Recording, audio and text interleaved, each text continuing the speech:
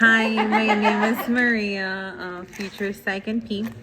So today is unit A urinal, and it's about discussing cognitive reconstruction, behavioral activation, exposure therapy. That's the main thing about CBT. So I have learned through my clinical, through working with my preceptor in this class about psychotherapy. And actually I pretty much enjoy it. So this technique involves identifying challenging, negative, and distorted thought patterns. For example, if a patient believes like they're worthless because they made a mistake, CBT helps them reframe it through something more balanced, like everyone makes mistakes, it doesn't define my worth. So CBT is really helpful for substance abuse, anorexia nervosa. They also have a technique called behavior activation, which is a technique that focuses on increasing engagement and positive and meaningful activities to counteract depressive symptoms. It helps patients develop routine that includes activities that bring joy or satisfaction, thereby improving mood or motivation.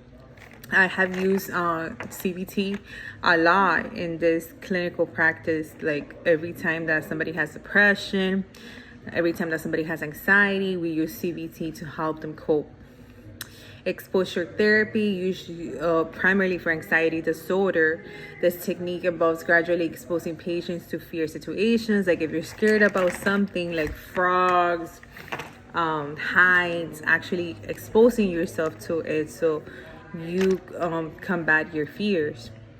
For example, if a patient has a fear of flying, exposure therapy might start with discussing flying, the viewing pictures of airplanes, and eventually progressing to flying in a simulator. So, patient keeps a log. Sometimes anorexia nervosa patients, they keep a log of everything they eat.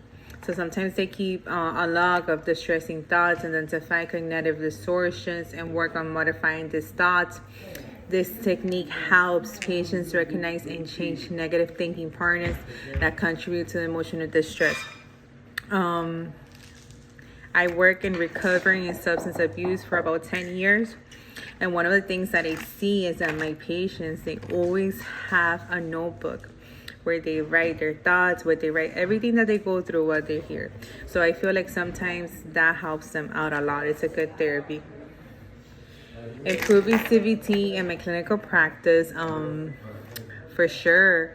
Assessing patient needs. Begin by assessing patient needs for cognitive distortions or dysfunction behaviors that might benefit from CBT. So it will begin by tailoring interventions to individual needs, considering their specific challenges and goals. Incorporating CBT techniques. So like I said, you could use CBT pretty much in everything. You could use it in depression, anxiety, anorexia nervosa, a lot of psych conditions, I would say, because a lot of my practice that I have done in my clinicals we have included a lot of CBT therapy for our patients to do.